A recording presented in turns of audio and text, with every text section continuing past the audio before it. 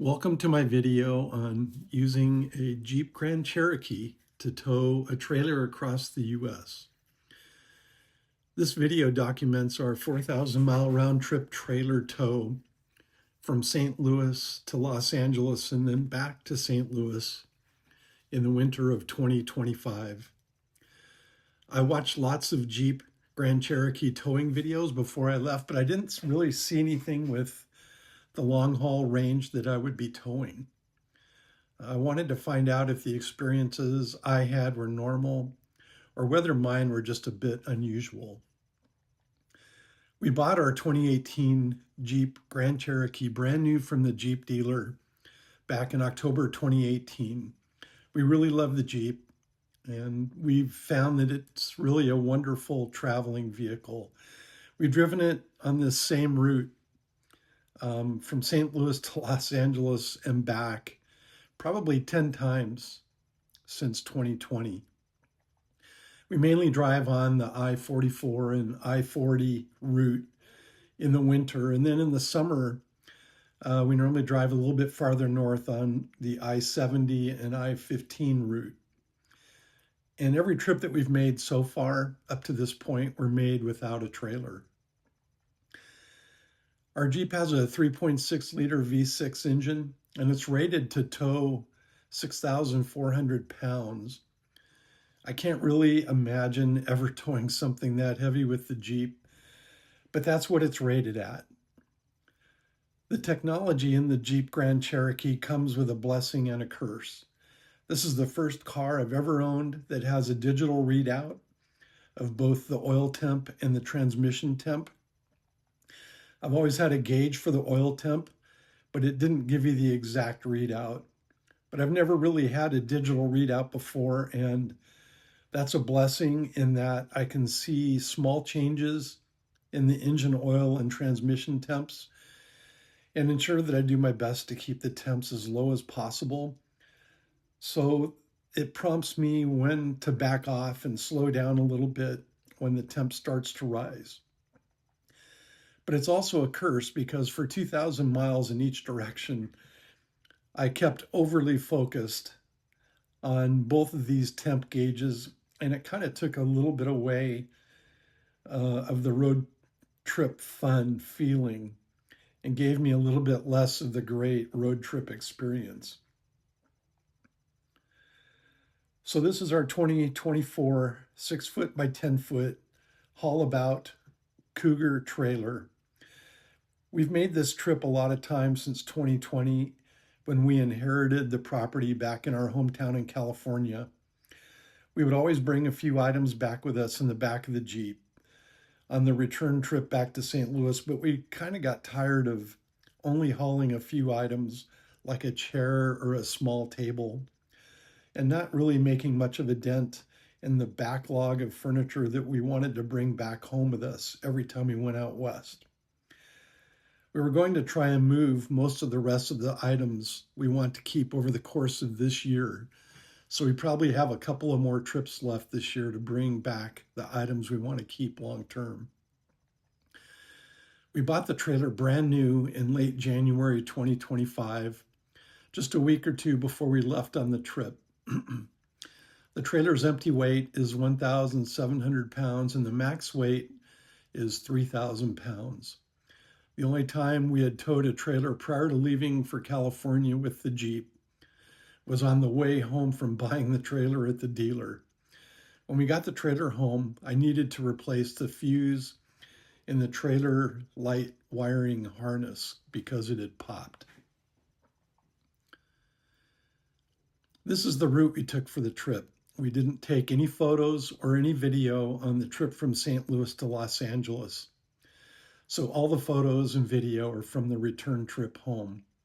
The trip was a 4,000-mile round trip from St. Louis to Los Angeles and back to St. Louis, plus using the Jeep when we were out in LA for 2 months. We ended up putting about 6,000 miles on the Jeep during the trip, and the odometer turned over 100,000 miles before we got home. From our experience driving the route before, I thought that the two most stressful parts of the trip on the Grand Cherokee would be the uphill tow out of Albuquerque and going over the Cajon Pass just northeast of LA on I-15. As you can see, the route we took for our trip to Los Angeles was I-44 from St. Louis to Tulsa, and then I-40 from Tulsa through Oklahoma City and Amarillo, Albuquerque, Flagstaff, and Needles. And then we dropped down and took I-10 and I-210 the rest of the way home from Indio to Los Angeles.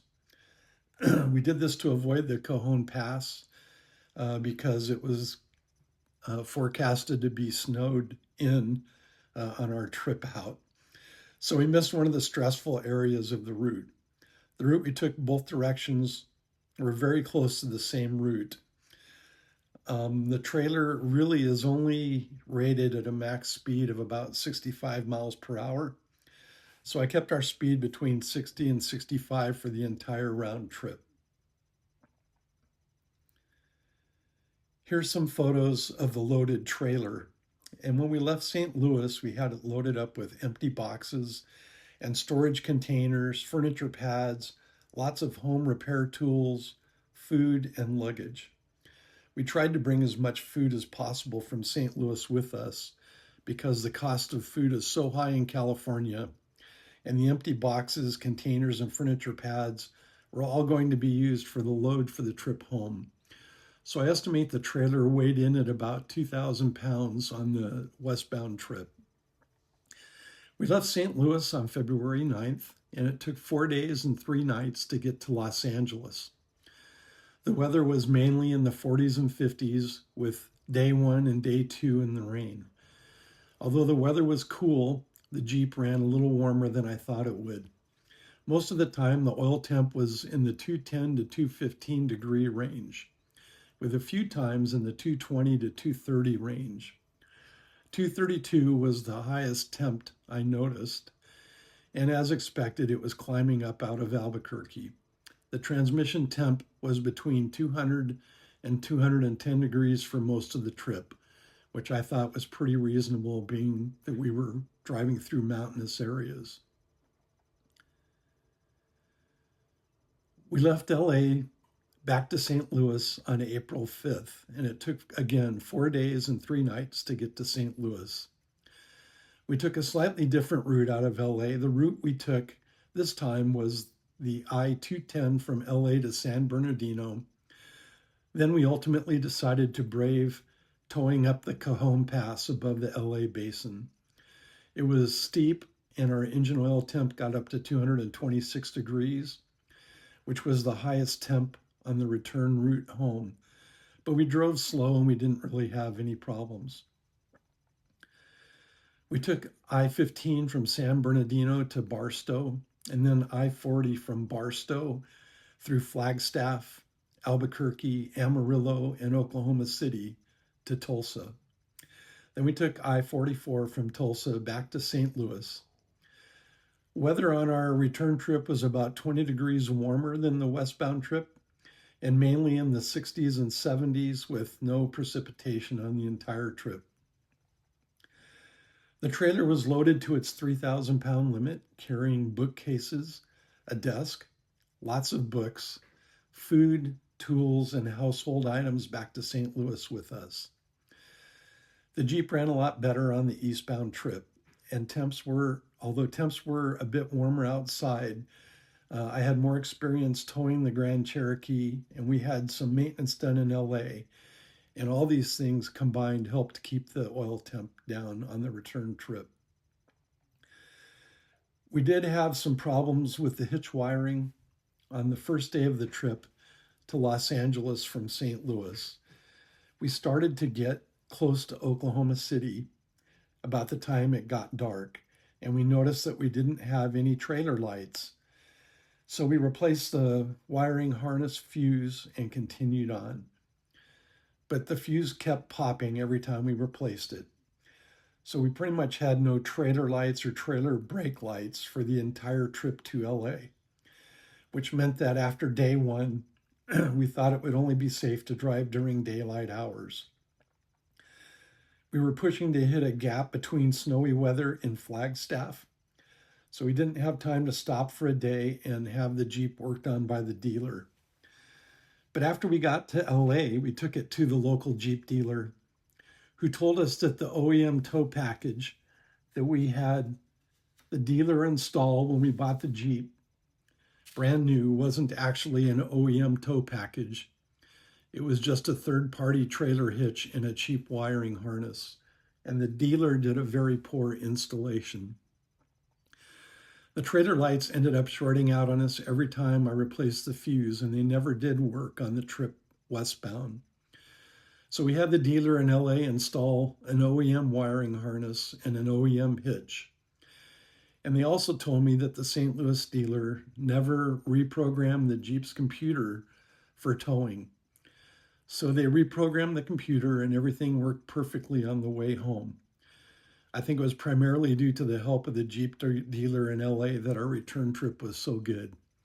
So thank you very much, Glendale's Ellis Jeep. The trip home was uneventful and everything worked as advertised.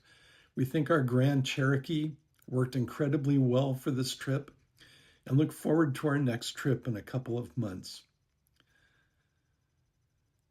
So if you're watching this video, I have a few questions for you. First, have you ever tried towing a trailer with your Jeep Grand Cherokee? Second, if so, how far did you tow and how much did your trailer weigh? Third, if you have towed a similar distance through the mountains, how high of an engine oil and transmission temp did you experience?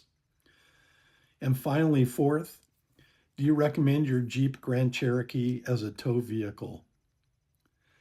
I ask that you would please leave your answers and any other comments you might have in the comments section below. I plan to upload more Grand Cherokee towing videos as we continue to perfect our towing processes.